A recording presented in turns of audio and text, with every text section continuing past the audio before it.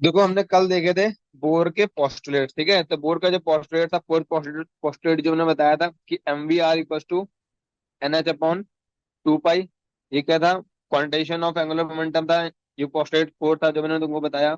और एक M V square by R equal to K Z E square upon R square, ये second equation.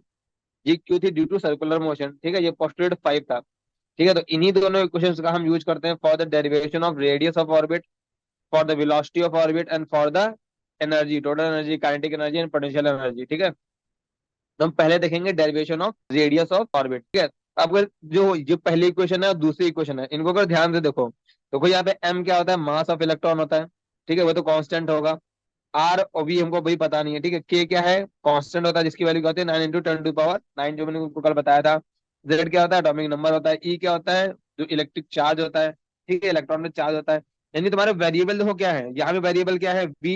We मतलब very कर रहा है यहाँ पे। तो ये आर है, यानी यहाँ पे दो वेरिएबल है, वी और आर। यहाँ भी देखो वेरिएबल कौन है? वी और आर। एन तुम्हारा कांस्टेंट है जो प्रिंसिपल क्वांटम नंबर होता है। मतलब एन तभी वेरी करेगा जब तुम्हारी ऑर्बिट बदलेगी। जब तक ऑर्बिट सेम है, क्योंकि हम रेडियस तो किसी एक ऑर्बिट की निकालेंगे ना, किसी nth ऑर्बिट की।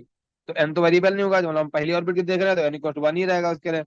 ये भी कांस्टेंट है, एच भी कांस्टेंट है, टू भी कांस्टेंट है, पाई भी कांस्टेंट है। ठीक है, एच क्या होता है? Planck constant. एम तुम्हारा मास ऑफ इलेक्ट्रॉन है, ये भी कांस्टेंट रहेगा कि मास ऑफ इलेक्ट्रॉन बदलने नहीं वाला है।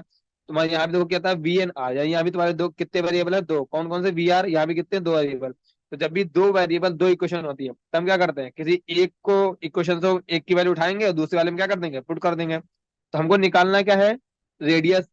ठीक है, यानी अगर रेडियस हमको निकालना है तो हम वेलोसिटी को यहाँ से हटाएंगे। यानी यहाँ से पहली वाली इक्वेशन में हम क्या करेंगे? वेलोसिटी निकालेंगे और दूसरी इक्वेशन में क्या कर देंगे? पुट कर देंगे। ठीक है, तो देखो फ्रॉम इक्वेशन फर्स्ट। ठीक है, तो v equal to N H upon ये एम आर नीचे लेके आए। ठीक है, तो टू पाई एम आर। ठीक है, ये इक्वेशन का बन गई थर्ड। फिर जो जो थर्ड इक्वेशन आई, v की वैल्यू आई। अब ये v की वैल्यू क्या करेंगे हम? ये इस वाली सेकंड इक्वेशन में क्या कर देंगे? पुट कर देंगे। ठीक है, सब्स्टिट्यूशन मेथड होता है जिसको तुम मैथ में सब्स्टिट्यूशन मेथड बोलते हो। ठीक है, जो जो पुट इक्वेशन थ्री है, थ्री वाली इक्वेशन हो किसमें पुट कर दो? सेकंड इक्वेशन में। ठीक है, इस इक्वेशन में पुट कर दो। जैसे पुट करोगे तुम, ठीक है, तो एम, ठीक है, बी स्क्वायर। ठीक है, वी क्या था तुम्हारा? N H upon two pi M R. N H upon two pi M R का होल स्क्वायर अपॉन में R K Z square upon R square. ठीक है, तो देखो यहाँ पे एक आर काट दो। ठीक है, उसके बाद क्या करो? उसको रीअरेंज कर लो। यहाँ भी ये आर है। ठीक है, ये एक आर कट गया, मगर यहाँ पे अंदर क्या है? एक अंदर भी आर है, तो यहाँ से एक आर स्क्वायर आएगा ना बाहर निकल के। इसको सॉल्व करेंगे तो ये M N H N square H square two, two two जा four, pi square M square R square. ठीक है, equal to K Z E square upon में आर। ठीक है, ये आर कट गया। अब इस आर को क्या करो? उधर ले जाओ। ठीक है, तो ये इसको ये क्या है? नीचे आएगा, यानी ऊपर क्या बचा? देखो ये वही हमने लिखा है एन स्क्वायर एच स्क्वायर। और तुम्हारा देखो यहाँ पे एम एम बचा, एक एम आएगा ना यहाँ पे, तो ये एक एम कट जाएगा। ठीक है, तो यहाँ पे इक्वेशन सॉल्व करोगे, इक्वेशन ये बनेगी। ठीक है, इसको जब रीअरेंज करोगे तो इक्वेशन क्या बनेगी? N square by z h square upon four pi square k m e square. ठीक है, अब क्या करो? के की वैल्यू क्या होती है? One upon four pi epsilon not, तो वो पुट कर दोगे तो ये बन जाएगी। ठीक है, अब देखो जो हमने ये ड्राइव किया, हमने ड्राइव क्यों किया? अब तुम क्या करो? ये जो वैल्यूज है यहाँ, तो एच क्या है? प्लैंक कांस्टेंट होता है जिसकी वैल्यू हमको बताती है 6.626 इंटू 10⁻⁻34। फोर हमको पता है। पाई की वैल्यू 3.14।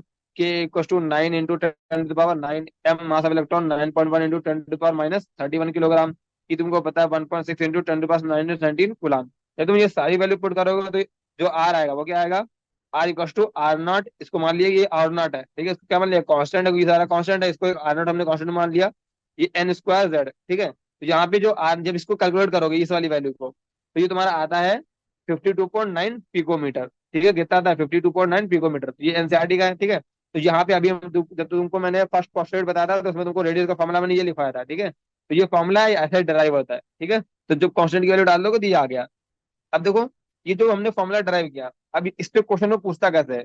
तो मेनली वो क्या कहता है ना कि वो वेरिएशन पूछता है कि how the radius of orbit depend upon the mass. या भी पूछेगा how the radius depend upon the atomic number. Z क्या होता है? Atomic number. या भी पूछेगा how the radius depend upon the principal quantum number. ठीक है, तो तुमको इस इक्वेशन से क्या पता चल रहा है?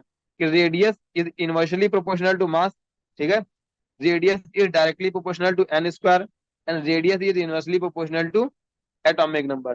ठीक है, तो यहाँ से तुमको ये तीन कॉन्क्लूजन बने हैं। ठीक है, तो इसका डेरिवेशन करने का हमारा एम था ये निकालना कि जो रेडियस ऑफ ऑर्बिट होती है उसकी डिपेंडेंसी क्या होती है, on the mass, on the orbit and on the atomic number. ठीक है, और कुछ तो बदल नहीं रहा, और सब तो कांस्टेंट है।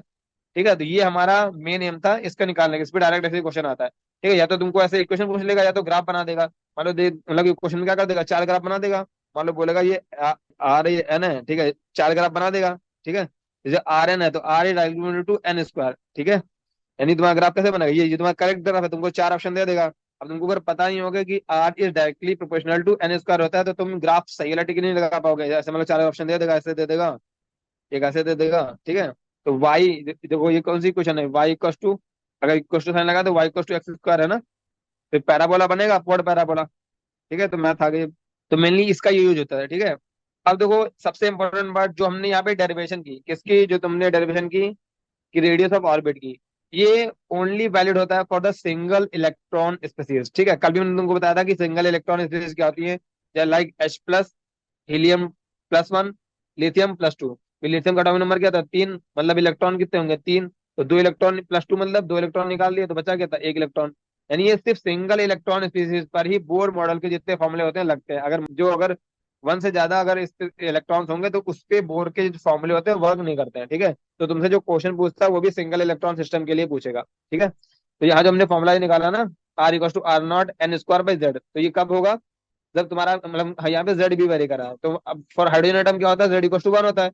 फॉर्मूला तुम्हारा क्या बन जाता है, r equal to r naught n square. ठीक है, ये तुम्हारे एनसीईआरटी में भी फॉर्मूला दिया हुआ है फॉर द हाइड्रोजन एटम। ठीक है, बट ये मेन फॉर्मूला ये होता है, वो आता कहाँ से है, ये तुम्हारी जो फोर्थ पॉस्टुलेट और फोर्थ फिफ्थ पॉस्टुलेट मैंने बताया वहां से आता है। ठीक है, तो फोर्थ वाला पॉस्टुलेट तुम्हारा क्वांटाइजेशन ऑफ एंगुलर मोमेंटम है, तो तुम्हारा एनसीईआरटी में भी दिया है। ठीक है,